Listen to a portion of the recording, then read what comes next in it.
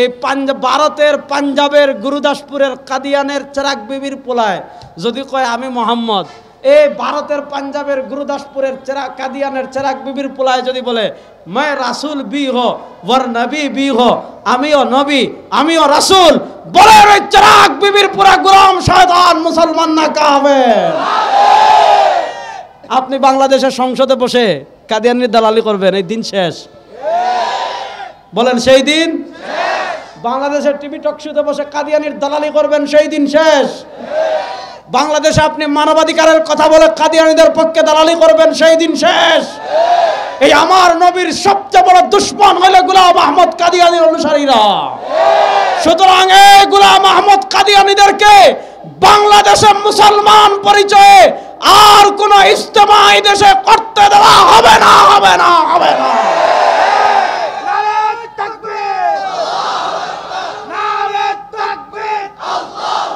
মুসলিম শুনেন, আহমদিয়া মুসলিম বলতে দুনিয়াতে কোনো মুসলিম নাই, ঈসাই মুসলিম বলতে দুনিয়াতে কোনো মুসলিম নাই।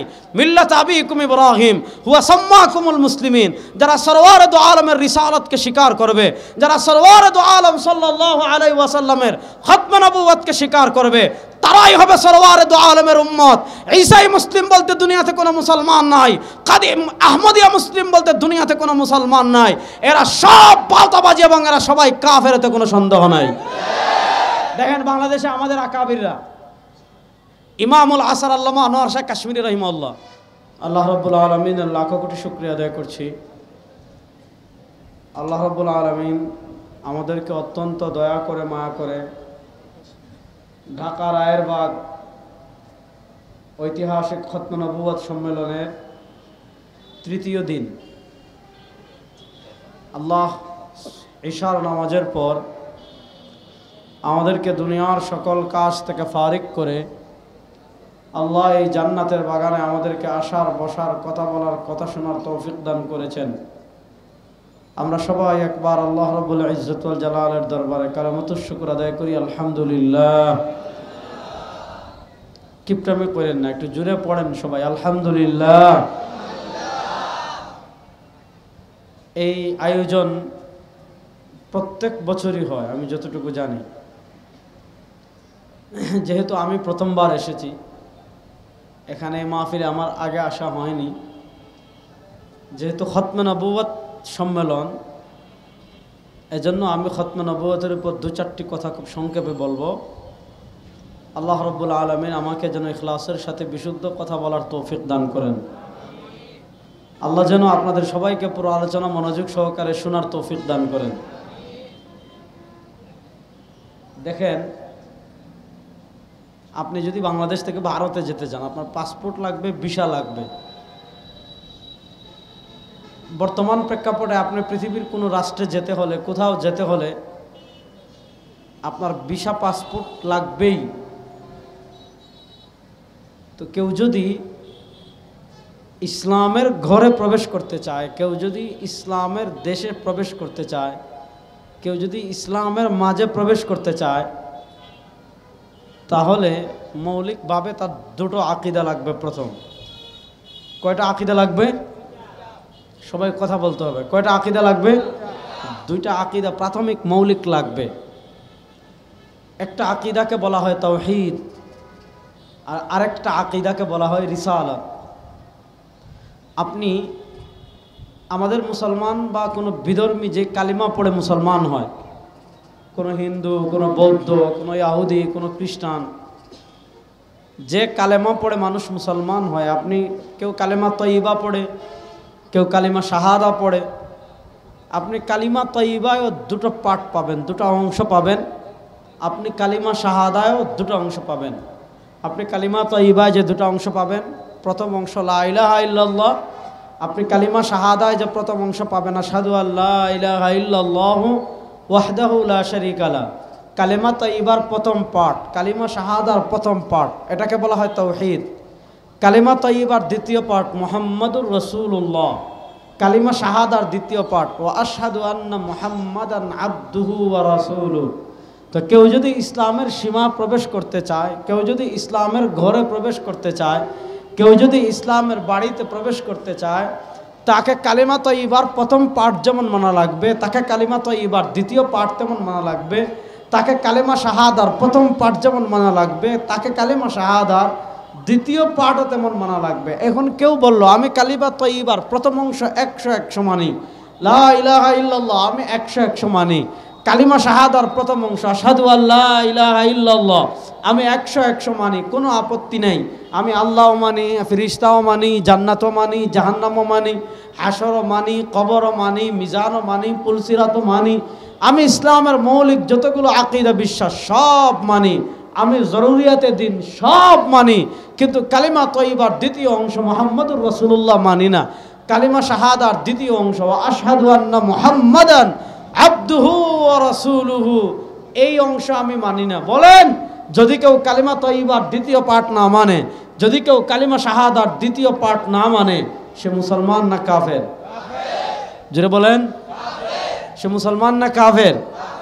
তাহলে বোঝা গেল, আপনি যদি ইসলামে প্রবেশ করতে চান, মুসলমান বলে পরিচয় দিতে চান, আপনাকে যেমন কালিমা তয়্যিবা আল্লাহর রুবুবিয়ত স্বীকার করতে হবে, তাওহীদ যেমন আপনি স্বীকার করতে হবে, ঠিক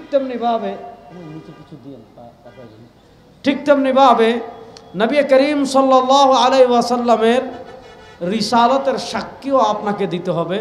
যদি না দেন তাহলে আপনার কখনো মুসলমানই আপনি কি করতে পারবেন না, হতে পারবেন না। এবার আসেন কালিমা তয়্যিবার প্রথম পাঠ লা ইলাহা ইল্লাল্লাহ, তাওহীদ নিয়ে আমি আজকে কোনো কথাই বলবো না। তাওহীদের উপর আলোচনা করলে আমি দ্বিতীয় পাঠ নিয়ে আলোচনা করতে পারবো না, যেহেতু এটা খতমে নবুয়ত সম্মেলন, এজন্য আমি আজকে দ্বিতীয় পাঠ মুহাম্মদুর রাসূলুল্লাহ নিয়ে আলোচনা করব। দেখেন, নবুয়ত এটার একটা ধারা দুনিয়াতে চলছে। যেমন কাসিম ননতবী রহমতুল্লাহ আলাই, যিনি দারুল উলুম দেওবন্দের বাণী, যিনি দারুল উলুম দেওবন্দের প্রতিষ্ঠাতা, তিনি একটা কিতাব লিখেছেন, যে কিতাবের নাম তাহযীরুন নাস মিন ইনকারি আসার ইবনে আব্বাস। তাহযীরুন নাস মিন ইনকারি আসার ইবনে আব্বাস, অর্থাৎ আসার ইবনে আব্বাস, এটা কি আমি বলবো না, ওটার ব্যাখ্যা করেছেন, নবুয়তকে দুই ভাগ করেছেন। একটা হলো নবুয়ত বিজাত, আরেকটা হলো নবুয়ত বিল জামান। নবুয়ত বিল জাত কি, নবুয়ত বিল মাকান কি, সেটার ব্যাখ্যা আমি পরে করব। আল্লাহ রাব্বুল আলামিনের নিজাম ছিল, আল্লাহ রাব্বুল আলামিনের সিস্টেম দুনিয়াতে কেমন ছিল। ইমাম বুখারী রাহমাতুল্লাহ আলাইহি বুখারী শরীফে একটা হাদিস এনেছেন, সে হাদিসে আল্লাহ রাব্বুল আলামিনের নিজাম বুঝানো হয়েছে, সিস্টেম বুঝানো হয়েছে। আল্লাহর সিস্টেম কি ছিল? কানাত বানু ইসরাঈল তাসুসুহুমুল আম্বিয়া কুল্লামা হালাকা নাবিয়্যুন খালাফাহু নাবিয়্যুন। আল্লাহ রাব্বুল আলামিনের নিজাম ছিল, আল্লাহ রাব্বুল আলামিনের সিস্টেম ছিল, আল্লাহ দুনিয়াতে তাসুসুহুমুল আম্বিয়া, আল্লাহ দুনিয়াতে ধারাবাহিকভাবে একের পর এক রাসূল পাঠিয়েছেন, মানুষকে হেদায়েত দেওয়ার জন্য, মানুষকে জান্নাতের পথে পথ দেখানোর জন্য, মানুষকে শয়তানের ফাঁদ থেকে রক্ষা করার জন্য, মানুষদেরকে ইলমে ওয়াহির আলোয় আলোকিত করার জন্য। আল্লাহ রাব্বুল আলামিনের নিজাম কি ছিল, আল্লাহ রাব্বুল আলামিনের সিস্টেম কি ছিল?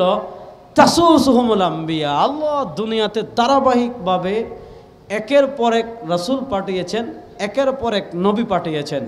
কুল্লামা হালাকা নাবিয়্যুন, একজন নবী ইন্তেকাল করে দুনিয়া থেকে গিয়েছেন। স্বাভাবিক, দুনিয়াতে কেউ চিরস্থায়ী না, সবাই মৃত্যুবরণ করতে হবে। নবীগণ দুনিয়াতে মৃত্যুবরণ করেছেন, কিন্তু এখানে আকীদার একটা জটিল জায়গা আমি বুঝাই আপনাদেরকে। এই কিছু মানুষ আছে বিভ্রান্ত করে আকীদার নামে, তারা বলবে নবী মরা, তারা বলবে নবী কবরে মরে পড়ে আছেন, তারা বলবে নবী কবরে জীবিত না। শুনেন, নবী করিম সাল্লাল্লাহু আলাইহি ওয়াসাল্লাম আমাদের নবী সহ ঈসা আলাইহিস সালাম ছাড়া অন্যান্য নবীগণ দুনিয়াতে তারা ইন্তেকাল করেছেন, কিন্তু তারা যখন কবরের জগতে গিয়েছেন, বারজাখের জগতে গিয়েছেন, আল্লাহ তাআলা তাদের শরীরে প্রাণকে আবার ফিরিয়ে দিয়েছেন। এজন্য আহলুস সুন্নাহ ওয়াল জামাআতের আকীদা হলো নবীগণ কবরে জিন্দা। বলেন নবীগণ কবরে, বলেন না জুড়ে বলেন নবীগণ কবরে, সবাই বলেন নবীগণ কবরে জিন্দা। এটা নিয়ে আপনি ইমাম বাইহাকি রাহিমাহুল্লাহর কিতাব আছে হায়াতুল আম্বিয়া এই নামে। বাইহাকি রাহিমাহুল্লাহ আজ থেকে 1000 বছর আগের মানুষ। 454 হিজরিতে তিনি ইন্তেকাল করেছেন ইমাম বাইহাকি রাহিমাহুল্লাহ। আজ থেকে প্রায় 1000 বছর আগে ইমাম বাইহাকি রাহিমাহুল্লাহ এই ব্যাপারে এই নামে স্বতন্ত্র কিতাবই লিখেছেন হায়াতুল আম্বিয়া নামে। আমাদের উপমহাদেশের একজন দার্শনিক বড় আলেম ছিলেন আল্লামা মনজুর নোমানী রাহিমাহুল্লাহ। আমাদের এই উপমহাদেশে একটা ফিরকা ছিল, যে ফিরকার নাম হলো আগাখানি ফিরকা। মুফতি শফি রাহিমাহুল্লাহ তার জাওয়াহিরুল ফিকহের প্রথম খণ্ডে পাবেন হুকমুত তাহানি ফির রদ্দে আলাল আগাখানি। এরকম আগাখানি ফিরকার কি করেছেন, খণ্ডন করেছেন মুফতি শফি রাহিমাহুল্লাহ। ওই আমাদের উপমহাদেশে একটা ফিরকা ছিল আগাখানি ফিরকা। ওই আগাখানি ফিরকারা আমাদের উপমহাদেশে এই আকিদাগুলো ছড়িয়েছিল। কি আকিদা? যে নবী কবরে মরে পচে হাড্ডি হয়ে গেছেন। নাউজুবিল্লাহ জুড়ে বলেন। তখন মুফতি হযরত মাওলানা মনজুর নোমানী রাহিমাহুল্লাহ একটা কিতাব লিখেছেন, যে কিতাবের নাম হলো মাসআলাতু হায়াতিন নবী। মাওলানা মনজুর নোমানী রাহিমাহুল্লাহ একটা কিতাব লিখেছেন, যে কিতাবের নাম হলো মাসআলাতু হায়াতিন নবী। ওই সকল কিতাবে বিস্তারিত আলোচনা আছে, সেদিকে আমি যাচ্ছি না। তো আল্লাহ রাব্বুল আলামিনের নিজাম ছিল, আল্লাহ রাব্বুল আলামিনের সিস্টেম ছিল তাসুসুহুমুল আম্বিয়া। আল্লাহ দুনিয়াতে ধারাবাহিকভাবে একের পর এক নবী পাঠিয়েছেন মানুষদেরকে আলোর পথ দেখানোর জন্য, মানুষদেরকে জান্নাতের পথ দেখানোর জন্য, মানুষদেরকে শয়তানের চক্রান্ত সম্পর্কে সতর্ক করার জন্য, মানুষদেরকে জাহান্নামের পথ থেকে রক্ষা করার জন্য। তো এটা আল্লাহ 1 2 3 4 নবী পাঠিয়ে ক্লান্ত হননি। আল্লাহ কেমনে পাঠিয়েছেন? কুল্লামা হালাকা নবিয়্যুন খালাফাহু নবিয়্যুন। একজন নবী ইন্তেকাল করে দুনিয়া থেকে গিয়েছেন, আল্লাহ আরেকজন পাঠিয়েছেন, তিনি গিয়েছেন, আল্লাহ আরেকজন পাঠিয়েছেন, তিনি গিয়েছেন, আল্লাহ আরেকজন পাঠিয়েছেন, তিনি গিয়েছেন, আল্লাহ আরেকজন পাঠিয়েছেন। এভাবে আল্লাহ রাব্বুল ইজ্জত ওয়াল জালালের নিজাম ছিল। আদম থেকে নিয়ে আমাদের নবী পর্যন্ত আল্লাহর সিস্টেম ছিল, আল্লাহর পদ্ধতি ছিল। আল্লাহ একের পর এক নবী পাঠিয়েছেন, আল্লাহ একের পর এক রাসূল পাঠিয়েছেন। একজন গিয়েছেন, আল্লাহ আরেকজন পাঠিয়েছেন, তিনি গিয়েছেন, আল্লাহ আরেকজন পাঠিয়েছেন। এই ধারাবাহিকতা আদম থেকে শুরু হয়েছে। আমাদের নবী করিম সাল্লাল্লাহু আলাইহি ওয়াসাল্লামকে পাঠিয়ে আল্লাহ নিজে কোরআনে বলছেন, শুনো মা কানা মুহাম্মাদুন আবা হাদিম মির রিজালিকুম। মুহাম্মদ সাল্লাল্লাহু আলাইহি ওয়াসাল্লাম ঔরসগতভাবে, জন্মগতভাবে তোমাদের কারো পিতা না। তার পরিচয় কি? ওয়ালাকির রাসূলুল্লাহ। তার 1 নম্বর পরিচয় তিনি আল্লাহর রাসূল। তার আরেকটা পরিচয়, ওই যে আল্লাহ ধারাবাহিকভাবে নবীর ধারাবাহিকতা শুরু করেছিলেন। আল্লাহ বলেন ওয়া খাতামান নবিয়্যিন। আমার নবীর মাধ্যমে দুনিয়াতে ওই যে ধারাবাহিক যে সিস্টেম শুরু ছিল, একজনের পরে আরেকজন, আরেকজনের পরে আরেকজন, আরেকজনের পর আরেকজন, আমাদের নবী করিম সাল্লাল্লাহু আলাইহি ওয়াসাল্লামের মাধ্যমে সেই ধারার পরিসমাপ্তি ঘটেছে। আমার নবী পাঠিয়ে আল্লাহ বলেছেন ওয়া খাতামান নবিয়্যিন। সেই ধারাবাহিকতার তিনি শেষ নবী। তারপরে দুনিয়াতে আর কোনো নবী আসবেন না। রাস্তে বলেন আর কোনো নবী আসবেন? নবী করিম সাল্লাল্লাহু আলাইহি ওয়াসাল্লাম সহিহ বুখারীর হাদিসে খুব সুন্দর করে উপমা দিয়ে ব্যাপারটা বুঝিয়েছেন, চমৎকার উপমা দিয়ে বুঝিয়েছেন। কেমনে বুঝিয়েছেন? নবী করিম সাল্লাল্লাহু আলাইহি ওয়াসাল্লাম বলেন, আমার উম্মতেরা শোনো, ইন্না মাসালি ওয়া মাসালাল আম্বিয়া মিন ক্বাবলি। রাসূলুল্লাহ সাল্লাল্লাহু আলাইহি ওয়াসাল্লাম বলেন, নিশ্চয়ই আমার উপমা ওয়া মাসালাল আম্বিয়া মিন ক্বাবলি, আল্লাহ আমার পূর্বে দুনিয়াতে যত নবী পাঠিয়েছেন, আল্লাহ আমার পূর্বে দুনিয়াতে যত রাসূল পাঠিয়েছেন, তাদের উপমা কার মতো? কামাসালি রাজুলিন, ওই ব্যক্তির মতো বানা বাইতাহু, বড় সুন্দর একটা ঘর বানাইছে। আপনারা দেখেছেন আমাদের পুরান ঢাকায় আহসান মঞ্জিল আছে। মানুষ বাংলাদেশের নানা জায়গা থেকে পিকনিক করে আহসান মঞ্জিল দেখতে আসে, একটা ঐতিহাসিক জায়গা। আমাদের সিলেটে একজনে কাজী ক্যাসেল বানিয়েছে, অনেক চমৎকার, অনেক টাকা খরচ করে মানুষ ওই বাড়ি দেখতে যায়। নবী করিম সাল্লাল্লাহু আলাইহি ওয়াসাল্লাম বলেন, নিশ্চয়ই আমার উপমা ইন্না মাসালি ওয়া মাসালাল আম্বিয়া মিন ক্বাবলি, নিশ্চয়ই আমার উপমা আর আমার পূর্বে আল্লাহ দুনিয়াতে যত নবী পাঠিয়েছেন, যত রাসূল পাঠিয়েছেন, তাদের উপমা কার মতো জানো? কামাসালি রাজুলিন, ওই ব্যক্তির মতো বানা বাইতাহু, বড় সুন্দর ঘর বানিয়েছে, ফা আহসানাহু, অত্যন্ত সুন্দর ঘর, ও আজমালাহু, অত্যন্ত চমৎকার ঘর। তবে কি করেছে জানেন? ইল্লা মাওদিআ লাবিনা, যখন ছাদ বানিয়েছে ছাদের মধ্যে বা দেওয়ালের মধ্যে একটা ইটের পরিমাণ জায়গা খালি রেখেছে। এত সুন্দর ঘর, এত দামি ছাদ, দুনিয়ার সবচেয়ে দামি ইট ব্যবহার করেছে, দুনিয়ার সবচেয়ে দামি সিমেন্ট ব্যবহার করেছে, এত সুন্দর ঘর বানিয়েছে। পুরা ঢাকা শহরে যাত্রাবাড়ি, রায়েরবাগ, শনিরাখড়া, মতুয়াইল, সায়দাবাদ, তারপর মতিঝিল, সাইনবোর্ড, এরপর হইল মৌচাক, মাদারীনগর, কাশপুর, মদনপুর, মানে পুরা এলাকায় এরকম বাড়ি নাই। মানুষ পিকনিক করে দেখতে আসে বাড়ি, এত সুন্দর বাড়ি বানাইছে।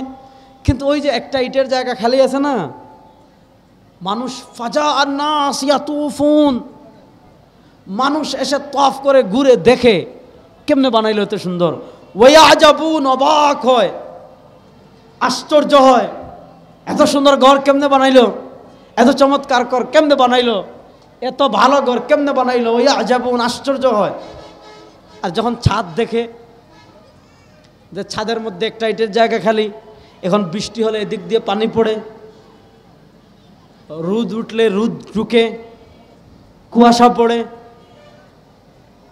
আপনার বাতাস দিলে ধুলা ঢুকে, মানুষ বলে এত সুন্দর ঘর বানাইলো, হাল্লাউদ্দিনা, এত সুন্দর ঘর বানাইলো, একটা ইটের জায়গা খালি রাখলো কেন? যদি পুরা করে দিত, এই একটা ইটের পরিমাণ জায়গা যদি খালি না রাখতো তো ঘরটা পূর্ণ হয়ে যেত। হাল্লাউদ্দিনা, এত সুন্দর ঘর বানাইলো, এত সুন্দর বিল্ডিং বানাইলো, এত সুন্দর বাড়ি বানাইলো, একটা ইটের জায়গা খালি রাখলো কেন? হাল্লাউদ্দিনা, যদি ওই ইটের জায়গা পূর্ণ করে দিত ঘরটা সুন্দর হয়ে যেত। নবী করিম সাল্লাল্লাহু আলাইহি ওয়াসাল্লাম উদাহরণ দিয়ে বলেন, আনা হাযিহিল লাবিনা আনা খাতামুন নবিয়্যিন লা নাবিয়্যা বা'দি। শুনেন, নবুয়তের উপমা হইল ওই ব্যক্তির ঘরের মতো। এই ব্যক্তি ঘরের দেয়াল বানাতে একটার পর একটা ইট লাগিয়েছে, একটার পর একটা ইট সংযুক্ত করেছে। নবী করিম সাল্লাল্লাহু আলাইহি ওয়াসাল্লাম বলেন, নবুয়তের ঘরের উপমা এরকম। নবুয়তের ঘরের প্রথম ইট ছিলেন বাবা আদম, প্রথম নবী, প্রথম মানুষ আদম, তিনি ছিলেন নবুয়তের ঘরের প্রথম ইট। এরপর তাসুসুহুমুল আম্বিয়া, আল্লাহ ধারাবাহিকভাবে একের পর এক নবী পাঠিয়েছেন, আল্লাহ ধারাবাহিকভাবে একের পর এক রাসূল পাঠিয়েছেন। একজন নবী গিয়েছেন, আরেকজন আসছেন, নবুয়তের ঘরে আরেকটা ইট লেগেছে, আরেকজন এসেছেন, নবুয়তের ঘরে আরেকটা ইট লেগেছে, আরেকজন এসেছেন, নবুয়তের ঘরে আরেকটা ইট লেগেছে, আরেকজন এসেছেন, নবুয়তের ঘরে আরেকটা ইট লেগেছে, আরেকজন নবী এসেছেন, নবুয়তের ঘরে আরেকটা ইট লেগেছে। দেখা যাচ্ছে ওই ব্যক্তির ঘরে যেমন একটা ইটের জায়গা খালি ছিল, একটা ইট পূর্ণ করে ফেললে যেমন ওই ব্যক্তির ছাদে বা দেয়ালে আর ইট লাগানোর কোনো সুযোগ নাই। নবী করিম সাল্লাল্লাহু আলাইহি ওয়াসাল্লাম বলেন, ঈসা আলাইহিস সালামের পরে নবুয়তের ঘরের ছাদে মাত্র একটা ইটের জায়গা খালি ছিল, নবুয়তের ঘরের দেয়ালে মাত্র একটা ইটের জায়গা খালি ছিল। আনা হাযিহিল লাবিনা আনা খাতামুন নবিয়্যিন লা নাবিয়্যা বা'দি। নবুয়তের ঘরে যে ওই এক ইটের জায়গা খালি ছিল, নবী করিম সাল্লাল্লাহু আলাইহি ওয়াসাল্লাম বলেন, আমার উম্মতেরা শোনো, আমি হইলাম সেই ইট, আনা খাতামুন নবিয়্যিন লা নাবিয়্যা বা'দি। যেহেতু আমি সেই ইট লেগে গিয়েছি, সুতরাং আমি শেষ নবী, আমার পরে আর কোনো নবী নাই। বলেন, আমাদের নবীর পরে আর কোনো নবী নাই? বলেন, আমাদের নবীর পরে আর কোনো নবী নাই? নারাজতে বলেন, আমাদের নবীর পরে আর কোনো নবী নাই। কারণ নবুয়তের ঘর পূর্ণ হয়ে গিয়েছে, আর কোনো ইট লাগানোর সুযোগ নাই। এখন আপনি যদি ইট লাগাতে হয় পুরা ঘর ভাঙতে হবে না, নবুয়তের ঘর আর ভাঙবে না। এখন দুনিয়া ধ্বংস হবে, নবুয়তের ঘরে আর নতুন ইট লাগার কোনো সুযোগ নাই। বলেন, কোনো সুযোগ নাই। নবী করিম সাল্লাল্লাহু আলাইহি ওয়াসাল্লাম তাবুক যুদ্ধে যাচ্ছেন, তাবুক যুদ্ধে, হাদিসটা বুঝেন। আপনারা জানেন ইসলামের ইতিহাসে যতগুলো কঠিন যুদ্ধ হয়েছে, এই কঠিন যুদ্ধগুলোর ভিতর একটা যুদ্ধ ছিল তাবুক যুদ্ধ। কারণ মদিনায় তখন ফসল পেকে আসার সময় আসছে। আমাদের দেশে দেখবেন যখন ধান কাটার সময় হয়, আপনি গ্রাম অঞ্চলে গেলে, যেমন গতকালকে আমি গিয়েছিলাম দিনাজপুর আর রংপুর, রংপুরের জুম্মাপাড়া মাদ্রাসায়, বাদ জোহর আমি গিয়েছিলাম দিনাজপুর। তো ওখানে প্রচুর বাংলাদেশের সবচেয়ে বেশি ধান চাষ হয় দিনাজপুর আর নওগাঁ। তো দিনাজপুর গেলাম, যেহেতু এখন ধান পেকে আসছে, আপনি ক্ষেতের পর ক্ষেত, খালি মানুষ আর মানুষ, মানুষ আর মানুষ। এই সময় গেলে আপনি বাজারের চায়ের স্টলে মানুষ পাবেন না, সেলুনের চেয়ারে আড্ডা দেওয়ার লোক পাবেন না, বাজারের টঙের দোকানে আড্ডা দেওয়ার লোক পাবেন না। কেন? কারণ এই সময় কৃষক যারা আছে সবাই ধান কাটায় ব্যস্ত হয়ে যায়। কারণ তারা যদি ওই সময় ধান কাটে, বাকি 11 মাস তাদের রিজিকের ব্যবস্থা হবে, নচেত 11 মাস তাদের কষ্ট হবে। তো ঠিক তেমনিভাবে আরবের প্রধান খাদ্য যেহেতু খেজুর, রাসূলুল্লাহ সাল্লাল্লাহু আলাইহি ওয়াসাল্লাম যে সময় তাবুক, তো মদিনা থেকে অনেক দূরে, তাবুক যুদ্ধের যখন কথা বলেছেন, মদিনা থেকে প্রায় 600-700-800 কিলোমিটার দূরে, কথাটা ভালো করে বুঝেন। নবী করিম সাল্লাল্লাহু আলাইহি ওয়াসাল্লাম যখন সাহাবা একরামকে ঘোষণা দিয়েছেন, তখন মদিনায় খেজুরটা পাকার মাত্র সময় আসছে, মানে আপনি সারা বছরের রিজিক এখন থেকে সংগ্রহ করবেন, রিজিক সংরক্ষণ করবেন। সাহাবা একরাম তো গিয়েছেন, ভিন্ন কথা। নবী করিম সাল্লাল্লাহু আলাইহি ওয়াসাল্লাম ওই তাবুক যুদ্ধে যাওয়ার সময় মদিনার দায়িত্ব দিয়ে গিয়েছেন হযরত আলী রাদিয়াল্লাহু তাআলা আনহুকে। কাকে? তো আমরা বাঁচতে চাই, আমরা মনে করেন স্লোগান দিয়ে উল্টাই ফেলি, ইসলামের শত্রুরা হুঁশিয়ার সাবধান, এক অ্যাকশন, ডাইরেক্ট অ্যাকশন। কিন্তু দেখা গেল যদি একটা ককটেল ফুটে, আমরা আর কেউ নাই। যাক, এটা অবশ্য বাংলাদেশি মানুষ ভেঙে দিয়েছে। জুলাই আগস্টে যা করে দেখাইছে, দেখা যাচ্ছে একজনের পর একজন লাশ পড়ছে, কিন্তু মানুষ রাস্তা ছাড়ে নাই। আপনাদের এই রোড তো, আমি তো ওই রোডে থাকি, কিন্তু আমি আসছি এই রোডে। অবশ্য এই রোড তো গাজা হয়ে গেছিল। গাজায় যেমন কিছুক্ষণ পর ইসরায়েলি হেলিকপ্টার আসে, উপর থেকে মারে, নিচ থেকে মারে। তো এই রোড তো মানে এই সাইনবোর্ড থেকে এই পর্যন্ত তো গাজা হয়ে গিয়েছিল। আমি ওই পাশ থেকে অবশ্য দেখেছি, কিছুক্ষণ পর হেলিকপ্টার আসে, হেলিকপ্টার দিয়ে মারে। তো আমরা তো স্বাভাবিকভাবে জিহাদের নাম শুনলেই আমাদের কেমন লাগে, যে এই মনে হয় আমার জঙ্গি বলে দিবে।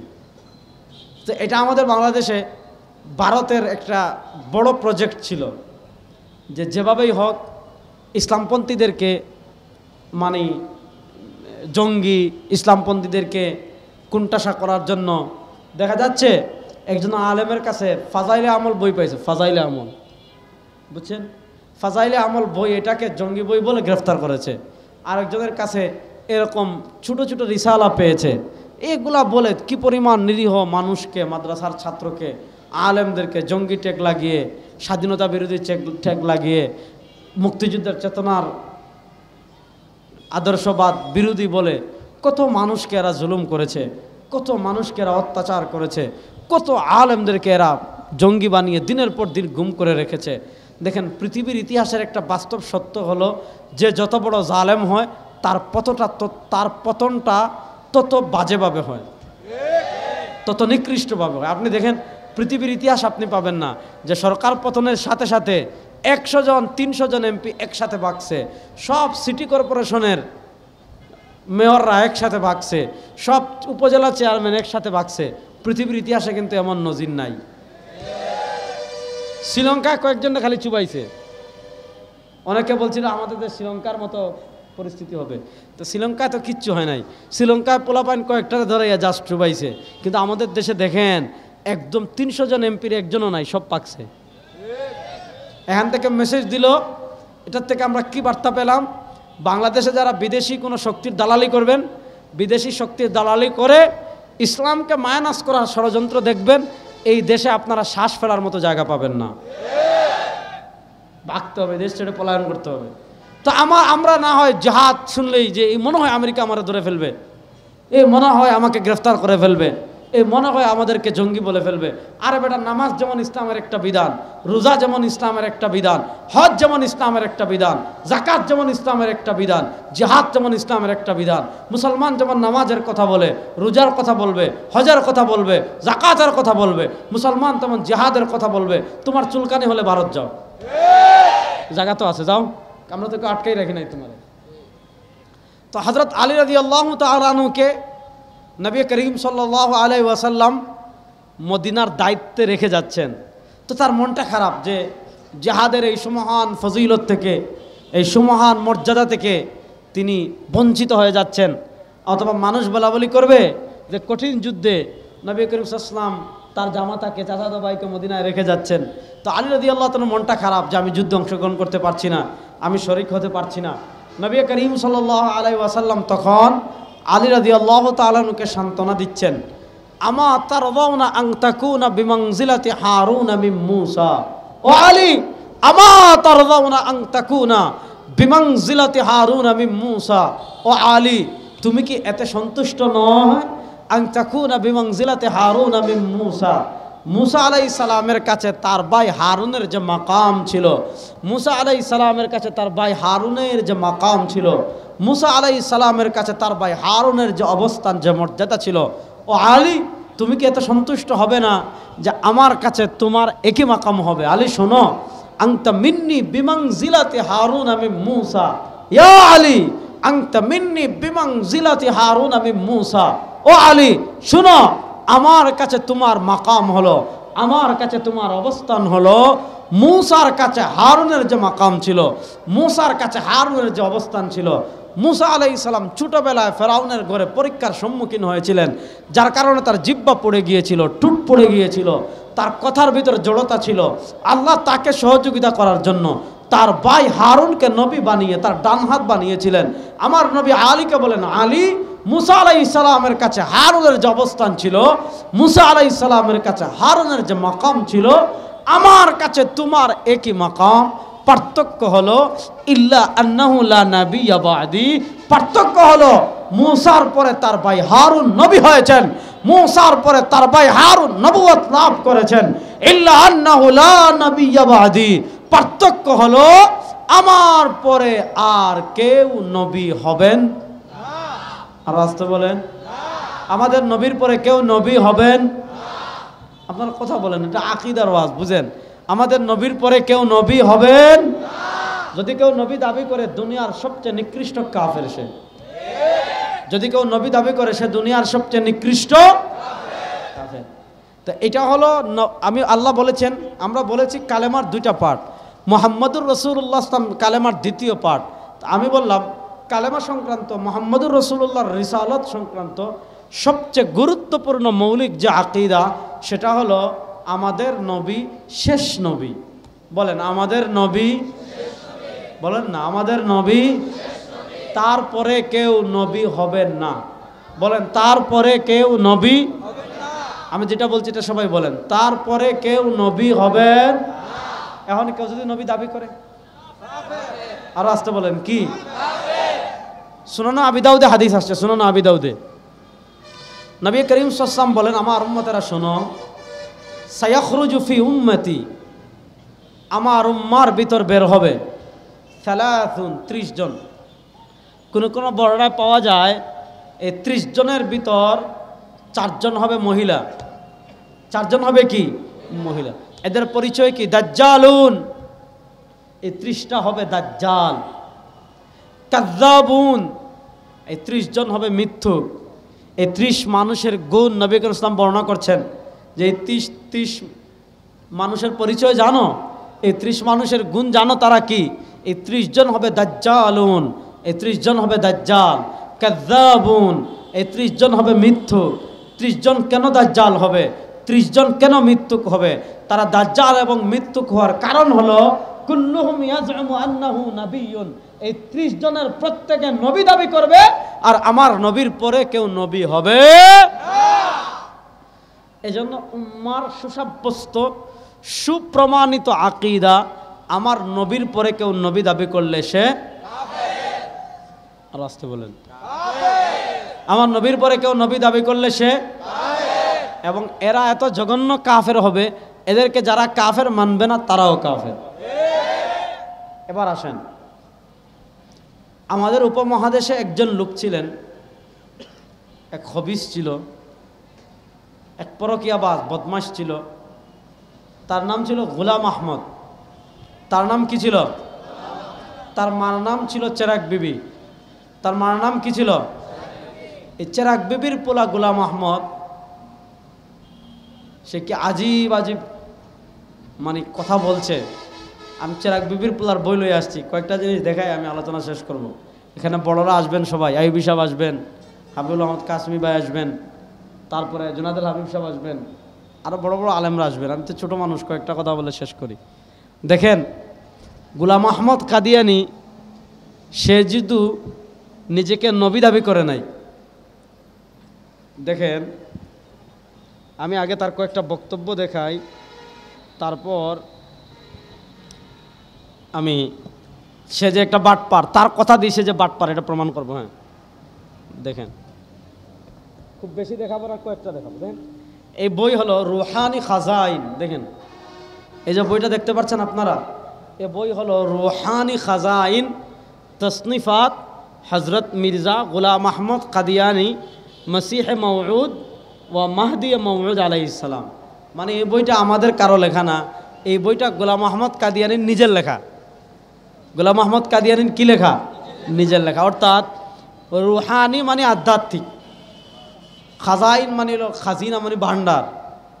তো গোলাম আহমদ কাদিয়ানির ছোট রুহানি খাজাইন নামে এটা দেখেন তসনিফাত হজরত মির্জা গোলাম আহমদ কাদিয়ানি, মানে এটা মির্জা গোলাম আহমদ কাদিয়ানির নিজের লেখা বই। তো এই 23 খণ্ডের আমার কাছে যে খণ্ড আছে এটা হলো 18 নম্বর খণ্ড। কত নম্বর খণ্ড? 18 নম্বর খণ্ড। 18 নম্বর খণ্ড থেকে আমি তার 2-3টা বক্তব্য আগে পড়ে শোনাই, তারপরে তাদের ধর্মগ্রন্থ যেটা তাজকিরা, এই যে তাজকিরা, তাজকিরা মানে আমাদের ধর্মগ্রন্থ আল কোরআন। বলেন আমাদের ধর্মগ্রন্থ, আরে রায়েরবাগের মুসলমান কথা বলেন না, আমাদের ধর্মগ্রন্থের নাম আর কাদিয়ানীদের ধর্মগ্রন্থের নাম তাজকিরা। বলেন কাদিয়ানীদের ধর্মগ্রন্থের নাম তাজকিরা। দেখেন কাদিয়ানীটা আলাদা একটা ধর্ম, হিন্দু যেমন আলাদা ধর্ম, বৌদ্ধ যেমন আলাদা ধর্ম, ইয়াহুদিবাদ যেমন আলাদা ধর্ম, খ্রিস্টবাদ যেমন আলাদা ধর্ম, কাদিয়ানীবাদ এটা আলাদা ধর্ম, ইসলামের সাথে এটার কোনো সম্পর্ক নাই। তো তাদের কিতাব থেকে আমি প্রমাণ করব আজকে যে গোলাম আহমদ কাদিয়ানি একটা আপাদমস্তক বাটপার ছিল। আপাদমস্তক কি ছিল? এটা আমি আজকে তাদের কিতাব থেকে প্রমাণ করে যাব ইনশাআল্লাহ। তো রুহানি খাজাইন এটা হলো কাদিয়ানির 84টা ছোট ছোট বই, কাদিয়ানিরাই একত্রিত করে রুহানি খাজাইন নামে ছাপিয়েছে। আমি প্রথম 207 নম্বর পৃষ্ঠা থেকে একটা বক্তব্য আপনাদেরকে পড়ে শোনাবো। কত নম্বর পৃষ্ঠা? 207।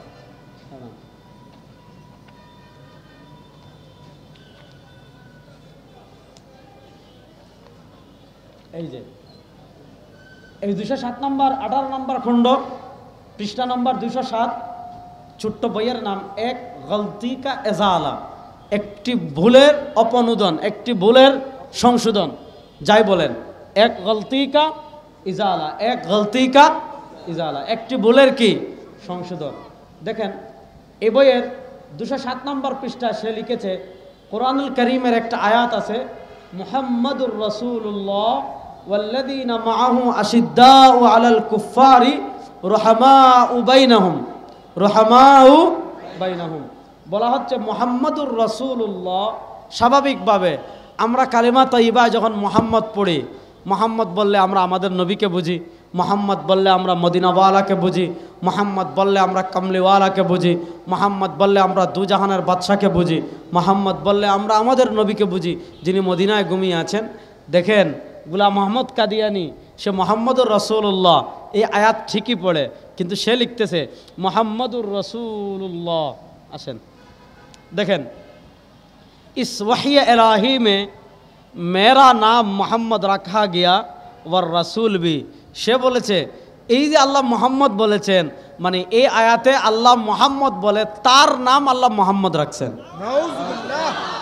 মানে এই মোহাম্মদ মানে মদিনার মোহাম্মদ না, এ মোহাম্মদ মানে কামলিওয়ালা না, এ মোহাম্মদ মানে দুজাহানের বাদশা না। সে বলছে ইস ওয়াহি ইলাহি মে আল্লাহ মেরা নাম মোহাম্মদ রাখা, এই ওহি এলাহিতে আল্লাহ আমার নাম মোহাম্মদ রেখেছেন।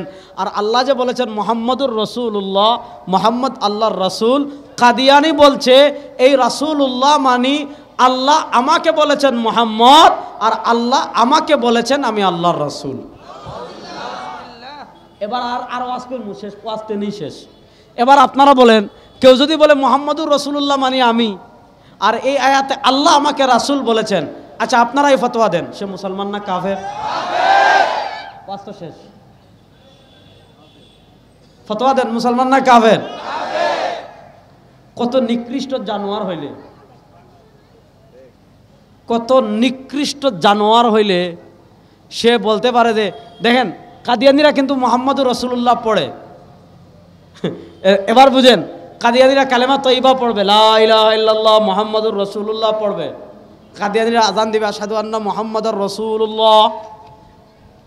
কাদিয়ানিরা কালেমা শাহাদা পড়বে, ও আশহাদু আন্না মুহাম্মাদান আবদুহু ওয়া রাসূলু, সব পড়বে, ঠিক আছে।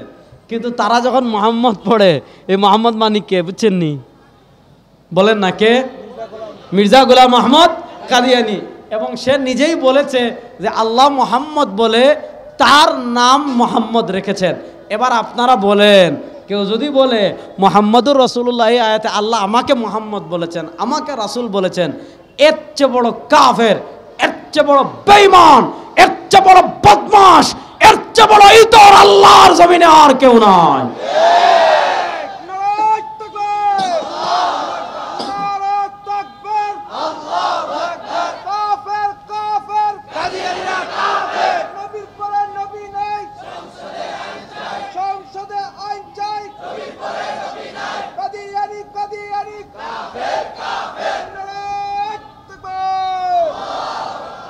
আচ্ছা, একটা বক্তব্য দেখালাম, এটা রুহানি খাজাইন 18 নম্বর খণ্ডের 207 নম্বর পৃষ্ঠায়। 207 নম্বর পৃষ্ঠার পরে 211 নম্বর পৃষ্ঠায় সে এখানে লিখতেছে, এখানে আরো জঘন্য কথা লিখতেছে। দেখেন এখানে লিখতেছে ইসওয়াসতা কো মলহুজ রাখকর, মনোযোগ দিয়ে শোনেন, ইসওয়াসতা কো মলহুজ রাখকর और इसमें होकर और इसके नाम मोहम्मद और अहमद से मुसम्मा होकर और इसके नाम विशेष नाम बनाए पड़ती मैं दे और इसके नाम मोहम्मद और अहमद नाम से मुसम्मा होकर एरपर लिखते से मैं मानी की आमी, बोले ना मैं मानी की आमी, से लिखते मैं रसूल भी हो ওর নবী বি হ, যে আমি রাসূলও আমি নবীও। একদম একদম সুস্পষ্ট লিখেছে, मैं রাসূল বি हो ওর নবী বি हो, আমি রাসূলও আমি নবীও। আচ্ছা এবার বলেন, কেউ যদি বলে আমি রাসূলও আমি নবীও, সে কি? এই সামনের 3-4 জন বলছেন, পিছের মানুষ মনে হয় আমার সাথে একমত না। যদি একমত না হন তাহলে আপনাকে ঈমান নাই। কথা ক্লিয়ার? এখন বলেন, কেউ যদি বলে আমি আমাদের নবীর পরে সে বলতেছে মই রাসূল বি হো, এই চেরাগ বিবির পুলারে জুতা দিয়ে বেরিয়ে তো দাঁত ফেলাই দেওয়া দরকার। কথা বলেন, এই চেরাগ বিবির পুলা একটা বদমাশ ছিল, তার চাচাতো বোনের সাথে পরকিয়া করছে, সেটা সেই ইতিহাসে আমি যাচ্ছি না। তো আমি আপনাদেরকে যেটা বলতেছি, এই ভারতের পাঞ্জাবের গুরুদাসপুরের কাদিয়ানের চেরাগ বিবির পোলায় যদি কয় আমি মোহাম্মদ, এই ভারতের পাঞ্জাবের গুরুদাসপুরের কাদিয়ানের চেরাগ বিবির পোলায় যদি বলে मैं রাসূল বি হো ওর নবী বি হো, আমিও নবী আমিও রাসূল, বলে ওই চেরাগ বিবির পুরা গোলাম শয়তান, মুসলমান না কাফের। আপনি বাংলাদেশের সংসদে বসে কাদিয়ানির দালালি করবেন, এই দিন শেষ। বলেন সেই দিন? বাংলাদেশের টিভি টকশোতে বসে কাদিয়ানির দালালি করবেন, সেই দিন শেষ। বাংলাদেশে আপনি মানবাধিকারের কথা বলে কাদিয়ানিদের পক্ষে দালালি করবেন, সেই দিন শেষ। এই আমার নবীর সবচেয়ে বড় দুশমন হলো গোলাম আহমদ কাদিয়ানির অনুসারীরা। সুতরাং এই গোলাম আহমদ কাদিয়ানিদেরকে বাংলাদেশে মুসলমান পরিচয়ে আর কোন ইজতেমা এই দেশে করতে দেওয়া হবে না, হবে না, হবে না।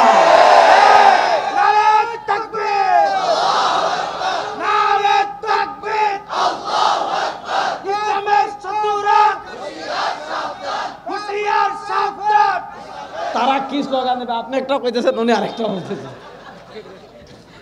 যাক, আমি যেই করে আপনাদেরকে বুঝাতে চাচ্ছি, এটা ভালো করে বুঝেন।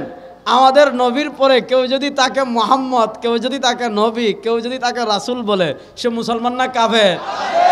দেখেন, সে শুধু মুহাম্মদ দাবি করছে, ব্যাপারটা এমন না। হাসতে হাসতে মারা যাবেন, মানে তার মাথায় একটা তারও ঠিক ছিল না। মানে সে এই পরিমাণ পাগল ছিল যে পাবনা পাগলাগার তার চিকিৎসার কোনো সুরতি নাই। এর প্রমাণ কি দেখেন, আরেকটা প্রমাণ দেখাই তাহলে বুঝবেন এই কথাটা আমি কেন বললাম। দেখেন, এটা হলো রুহানি খাজাইন, হলো 22 নম্বর খণ্ড। আগে দেখাইছি 28 নম্বর খণ্ড থেকে, আর পরে দেখাইতেছি 22 নম্বর খণ্ড থেকে। দেখেন, এটা হলো 22 নম্বর খণ্ডের 521 নম্বর পৃষ্ঠা, 521 নম্বর পৃষ্ঠা। বইয়ের নাম হলো তাতিম্মা হাকিকাতুল ওয়াহি। বুঝেন, 5 নম্বর খণ্ডের 521 নম্বর পৃষ্ঠা, বইয়ের নাম তাতিম্মা হাকিকাতুল ওয়াহি, মানে ওয়াহির বাস্তবতা। দেখেন, যেখানে নবীর পরে একজন নবী দাবি করলে কারো ইমান যায়। দেখেন, এ বলদের বাচ্চা বলদ কি লিখে নিজেরা দেখেন। 1 নম্বরে বলেছে मैं सू जैसा के বারাহিন আহমদিয়া মে খুদা নে ফরমায়া। বারাহিন আহমদিয়া কাদিয়ানির লেখা আরেকটা কিতাব। সে বলেছে বারাহিন আহমদিয়ায় আল্লাহ বলেছেন, আল্লাহ কি বলেছেন, मैं আদম হ। সে বলছে আমি হইলাম আদম। এরপরে বলছে मैं নূহ হ, আমি হইলাম নূহ। এরপরে বলেছে मैं ইব্রাহিম হ, আমি হইলাম ইব্রাহিম। এরপরে বলেছে मैं ইসহাক হ, আমি হইলাম ইসহাক। এরপরে বলেছে मैं ইয়াকুব হ, আমি হলাম ইয়াকুব।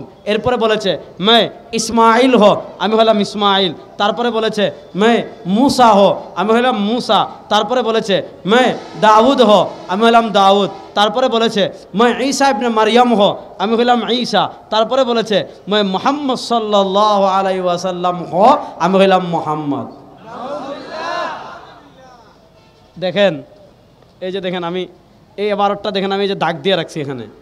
সে একজন নবী দাবি করে নাই। বলছে 1 নম্বরে বলেছে আমি আদম, 2 নম্বরে বলেছে আমি নূহ, 3 নম্বরে বলেছে আমি ইব্রাহিম, 4 নম্বরে বলেছে আমি ইসহাক, 5 নম্বরে বলেছে আমি ইয়াকুব, 6 নম্বরে বলেছে আমি ইসমাইল, 7 নম্বরে বলেছে আমি मूसा, 8 নম্বরে বলেছে আমি দাউদ, 9 নম্বরে বলেছে আমি ঈসা, 10 নম্বরে বলেছে আমি মুহাম্মদ। এবার বলেন, কেউ যদি নিজের 10 জন নবী দাবি করে, না আরো আসতে বলেন, আরো আসতে বলেন, আরো আসতে বলেন। এবার বলেন, যেই বদমাশ নিজের 10 জন নবী দাবি করছে, ওই বদমাশের পক্ষে যদি কেউ টিভি টক শোতে দালালি করে, সে মুসলমান না কাফের? ওই বদমাশের পক্ষে যদি কেউ সংসদে দালালি করে, সে মুসলমান না কাফের? বাংলাদেশে যেমন ভারতের দালালদেরকে আমরা পিটিয়ে বিদায় করেছি, কাদিয়ানীদের দালালকেও আর এই দেশে দালালি করতে দেওয়া হবে না, ইনশাআল্লাহ। বলেন নবী করিম সাল্লাল্লাহু আলাইহি ওয়াসাল্লামের এই খতমে নবুয়তের ইজ্জতের চাদর ধরে টানাটানি করবে, তাদেরকে আমরা চুমু দিব না? আসতে বলেন, তাদেরকে আমরা চুমু দিব? তাদের সাথে আমাদের কোনো আপোষ কখনো ছিল না, হবে না। এজন্য এই দুনিয়ার সবচেয়ে নিকৃষ্ট কাফের কাদিয়ানীরা। বলেন, এই দুনিয়ার সবচেয়ে নিকৃষ্ট কাফের কারা? আর আসতে বলেন, এই দুনিয়ার সবচেয়ে নিকৃষ্ট কাফের কারা? এটা যেটা সন্দেহ করবে তার ঈমান থাকবে। দেখেন, সে শুধু নবী দাবি করে শেষ করে নাই, কথাটা বুঝেন। কাদিয়ানী শুধু নবী দাবি করে তার বক্তব্য শেষ করে নাই, তার আরেকটা বক্তব্য ছিল যে নবী করিম সাল্লাল্লাহু আলাইহি ওয়াসাল্লামের উপর যেমন ওহী আসতো, আমাদের নবীর উপর ওহী আসতো কি আসতো না? বলেন, আমাদের নবীর উপর ওহী আসতো কি আসতো না? তো কাদিয়ানীর আরেকটা মৌলিক দাবি ছিল যে আমাদের নবী করিম সাল্লাল্লাহু আলাইহি ওয়াসাল্লামের উপর যেমন ওহী আসে, গোলাম আহমদ কাদিয়ানীর উপর তেমন ওহী আসে। এবং সে কি লিখেছে আমি দেখাই, এই বইয়ের 220 নম্বর পৃষ্ঠায়, 200 কত নম্বর পৃষ্ঠায়, এই যে দেখেন, বইয়ের নাম হাকিকাতুল ওয়াহি, ওয়াহির বাস্তবতা। এই দেখেন, আমি দাগ দিয়ে রাখছি, এখানে লিখছে मैं खुदा ताला की कसम कहा कर कहता हूं। এটা গোলাম আহমদ কাদিয়ানী বলতেছে যে আমি আল্লাহ তাআলার কসম করে বলছি, मैं खुदा ताला की कसम कहा कर कहता हूं, আমি আল্লাহ তাআলার কসম করে বলি, मैं उन इलाहामात पर, আমি সেই ইলহামগুলোর উপর इसी तरह ईमान लाता हूं, এমন ভাবে বিশ্বাস করি जैसा कि कुरान शरीफ पर और खुदा की दूसरी किताबों पर, যেমন ভাবে ঈমান আনি কুরআনুল কারীমের উপর এবং অন্যান্য কিতাবের উপর। और जिस तरह मैं कुरान शरीफ को यकीनी और कतई तौर पर खुदा का कलाम जानता हो, এই পয়েন্টটা মনোযোগ দিয়ে বুঝেন। সে বলতেছে আবার जिस तरह मैंने, এবং যেভাবে আমি কোরআন শরীফ কো, কোরআন মজিদকে ইয়াকিনি অকাট্য, আবার কাতঈ तौर पर যেমনভাবে আমি কোরআনকে অকাট্যভাবে खुदा का कलाम जानता हो, अल्लाहर किताब बोले विश्वास करी, उसी तरह उस कलाम को भी जो मेरे पर नाजिल होता है खुदा का कलाम यकीन करता हूँ। अर्थात कुरान যেমন আল্লাহর কিতাব বলে আমি বিশ্বাস করি, ঠিক তেমনিভাবে আমার উপর যে ওহীগুলো অবতীর্ণ হয় এগুলোকে আমি কোরআনের মতো বিশ্বাস করি। আচ্ছা ঠিক আছে, আমরা কিছু সময়ের জন্য মেনে নিলাম যে তুমি বলতেছো তোমার উপর ওহী। আচ্ছা বলেন, কেউ বলছে আমার উপর এগুলো ওহী আসছে, এরপরে দেখা গেল আসলে সে ওহী বলে যেই কথাগুলো বলছে এই কথাগুলোর সাথে বাস্তবতার কোনো মিল নাই, সে বলেছে একটা হইছে আরেকটা, তাহলে এগুলো ওহী না বন্ডামি? আচ্ছা আমাদের নবী করিম ইসলামের উপর কোরআন ওহী এসেছে, কোরআনুল করিমের একটা আয়াত বাদ দেন, কোরআনুল করিমের একটা হরফ বাদ দেন, কোরআনুল করিমের একটা নুকতাকে ভুল প্রমাণ কিয়ামত পর্যন্ত কেউ করতে পারবে না। আর আসতে বলেন আল্লাহর কালাম ওহী এসেছে কোরআন। ওহী কি? আরে বেগুন বলেন না, ওহী কি? কোরআন। কোরআনুল করিমের একটা নুকতাকে কেউ কিয়ামত পর্যন্ত ভুল প্রমাণ করতে পারবে না? বলেন না, কিয়ামত পর্যন্ত কেউ ভুল প্রমাণ করতে পারবে না? কিয়ামত পর্যন্ত কেউ ভুল প্রমাণ করতে পারবে না? এবার সে নিজে বলেছে যে আমার উপর যে ওহীগুলো এসেছে এই ওহীগুলোকে আমি কোরআনের মতো অকাট্য বলে বিশ্বাস করি। এবার আসেন তার কয়েকটা ওহী আমি পড়াই আর তারপরে বাস্তবতার সাথে মিলাই। দেখেন এই যে তাজকিরা, আমি বলেছি কাদিয়ানীদের ধর্মগ্রন্থের নাম কি? বলেন না, কাদিয়ানীদের ধর্মগ্রন্থের নাম কি? তাজকিরা মজমুআ ইলহামাত কুশুফ ও রুইয়া হযরত মির্জা গোলাম আহমদ কাদিয়ানী মসিহ মওউদ ও মাহদি মওউদ আলাইহিস সালাম। অর্থাৎ কাদিয়ানীদের উপর যত ওহী আসছে সেই ওহীগুলো তারা এই কিতাবের মধ্যে জমা করেছে। এই কিতাবের 503 নম্বর পৃষ্ঠা থেকে আমি গোলাম আহমদ কাদিয়ানীর প্রথম একটা ওহী পড়ে শোনাই, তারপর আপনাদের সাথে বাস্তবতা মিলাবো। 503 নম্বর পৃষ্ঠায় সে কি লিখেছে দেখেন। এই ওহী তার উপর কত তারিখ আসছে এখানে তারিখটা তারা লিখে রেখেছে যে ওহীটা তার উপর এসেছে 14 জানুয়ারি 1906। কত তারিখ আসছে? আরে কথা বলেন না কেন? 14 জানুয়ারি 1906। আচ্ছা আচ্ছা দাঁড়ান, এটা কইতেছি 14 জানুয়ারি 1906 তার উপর ওহী এসেছে। কি ওহী এসেছে? কাতাবাল্লাহুল আগলিবান্না আনা ওয়া রাসূলি সালামুন কাওলাম মির রব্বির রাহিম, এটা ওহী আসছে। এরপর সে লিখতেছে 3 নম্বর যে ওহী আসছে সেটা হলো তার উপর 14 জানুয়ারি 1906 খ্রিস্টাব্দে ওহী আসছে। সে লিখছে হাম মক্কা মে মরেগে या मदीने में, हम मक्का में मरेगे या मदीने में। 14 জানুয়ারি তার উপর ওহী আসছে, সে হয়তো মক্কায় মারা যাবে অথবা কোথায় মারা যাবে, এটা ওহী। আচ্ছা আমার নবী কোরআনে আল্লাহ নবীর মাধ্যমে যত ভবিষ্যৎবাণী করেছেন, আলিফ লাম মিম গুলিবাতির রুম ফি আদনাল আরদি ওয়া হুম মিন বাদি গালাবিহিম সায়াগলিবুন, আল্লাহ কোরআনুল কারীমে যতগুলা ওহীর মাধ্যমে ভবিষ্যৎবাণী করেছেন একটা ভবিষ্যৎবাণী মিথ্যা প্রমাণিত হয়েছে? কিয়ামত পর্যন্ত কেউ মিথ্যা প্রমাণ করতে পারবে? এবার সে লিখছে যে 6 জানুয়ারি 14 জানুয়ারি 1906 তার উপর ওহী আসছে, সে মক্কায় মারা যাবে অথবা মদিনায় মারা যাবে। দেখেন সে যে একটা ভণ্ড, সে যে একটা টাউট, সে যে একটা বাটপার, সে যে একটা মিথ্যুক। আল্লাহ তার ওহী দিয়ে সারা দুনিয়ার মানুষদেরকে বুঝিয়েছেন। সে বলেছে তার উপর ওহী আসছে, সে মক্কায় মারা যাবে অথবা মদিনায় মারা যাবে। দেখেন এই বদমাশ, মক্কা মদিনায় মারা যাওয়া দূরের কথা, সে জীবনে মক্কা মদিনায় যায় নাই। বুঝতেছেন নি? সে মক্কা মদিনায় মারা যাওয়া দূরের কথা, সে বলছে তার উপর ওহী আসছে সে মক্কায় মারা যাবে। সে বলেছে তার উপর ওহী আসছে সে মদিনায় মারা যাবে। এবার বুঝেন, যে জীবনে একবারও মক্কায় যায় নাই, যে জীবনে একবারও মদিনায় যায় নাই, এবার বলেন তার ওহী প্রমাণ করলো তার চেয়ে বড় মিথ্যুক আল্লাহর জমিনে আর কেউ নাই, তার চেয়ে বড় কাফের আল্লাহর জমিনে আর কেউ।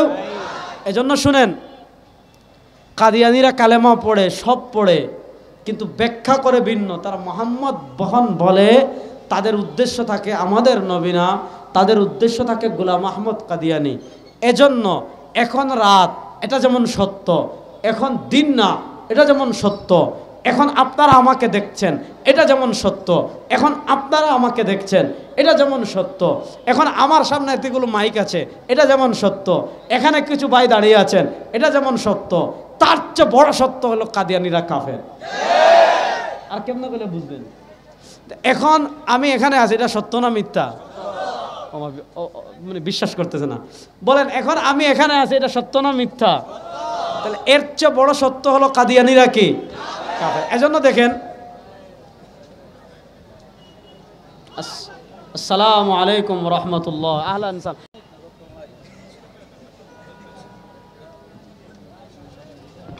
আচ্ছা দেখেন, আর বেশি সময় নিব না, এবার আসেন আর আরেকটা বক্তব্য আমি দেখাই কাদিয়ানির, এটা দেখাই শেষ করব। দেখেন, আমরা যে আল্লাহর ইবাদত করি, কাদিয়ানি বলছে, এই যে রুহানি খাজাইন 18 নম্বর খণ্ডের 231 নম্বর পৃষ্ঠায় সে লিখেছে,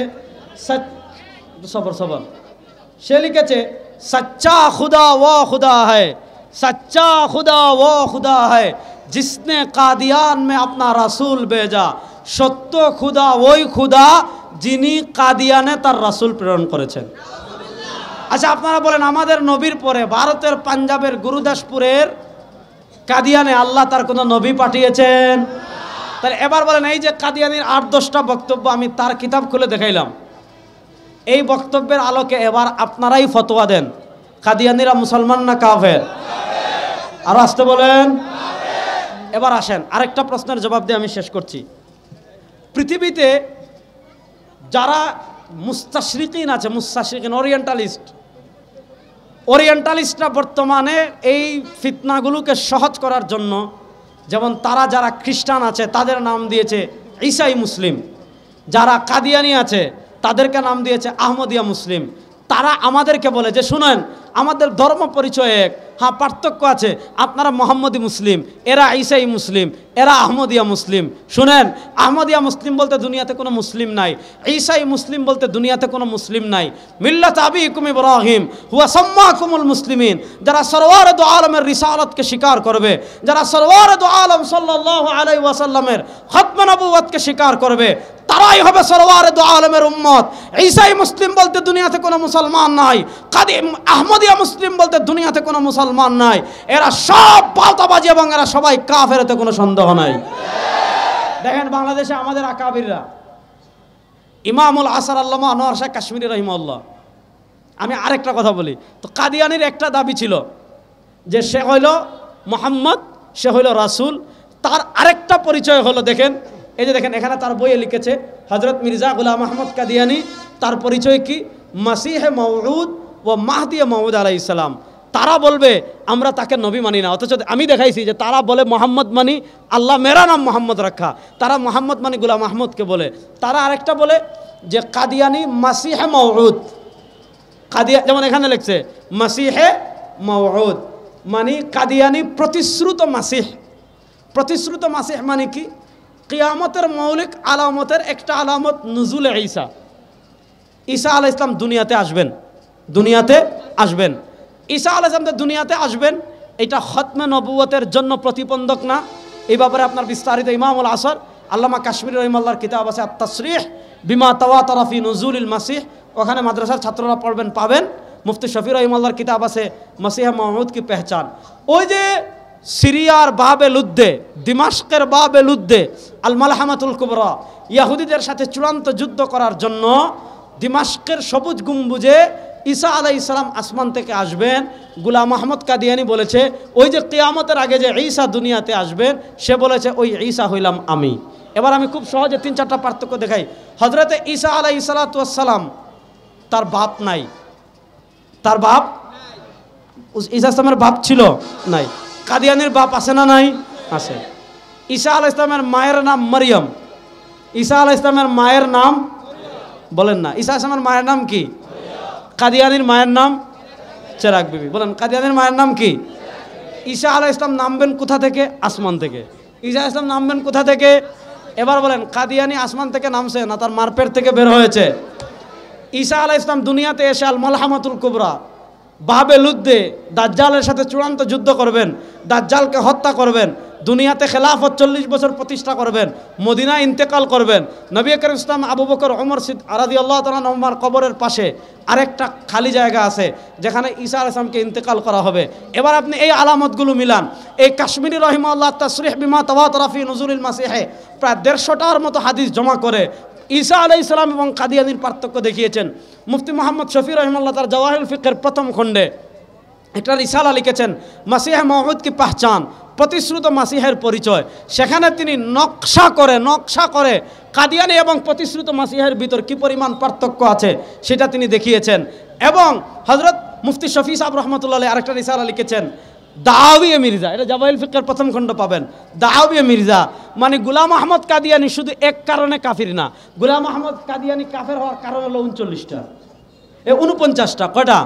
49টা কারণে, তার কোরআন সুন্নাহ বিবর্জিত 49টা দাবির কারণে কাদিয়ানীরা কাফের। সুতরাং আমাদের মুরব্বীরা, আমাদের আকাবিররা, তাদের সবার প্রাণের একটা দাবি ছিল যে পাকিস্তানে পৃথিবীর প্রায় 30-এর অধিক রাষ্ট্রে কাদিয়ানীকে যেমন রাষ্ট্রীয়ভাবে অমুসলিম ঘোষণা করা হয়েছে, আমাদের বাংলাদেশে তারা থাকুক, আমাদের কোনো আপত্তি নাই। এই রাষ্ট্রে হিন্দু আছে, বৌদ্ধ আছে, ইহুদি আছে, খ্রিস্টান আছে, সবাই যার যার পরিচয় নিয়ে থাকে। হিন্দুরা তাদের হিন্দু পরিচয় পূজা করে, খ্রিস্টানরা তাদের খ্রিস্টান পরিচয় ক্রিসমাস ডে পালন করে, বৌদ্ধরা তাদের বৌদ্ধ পরিচয় বৌদ্ধ পূর্ণিমা করে, কাদিয়ানীরা কাফের পরিচয় ইস্তেমান আসমান করুক, আমাদের কোনো আপত্তি নাই।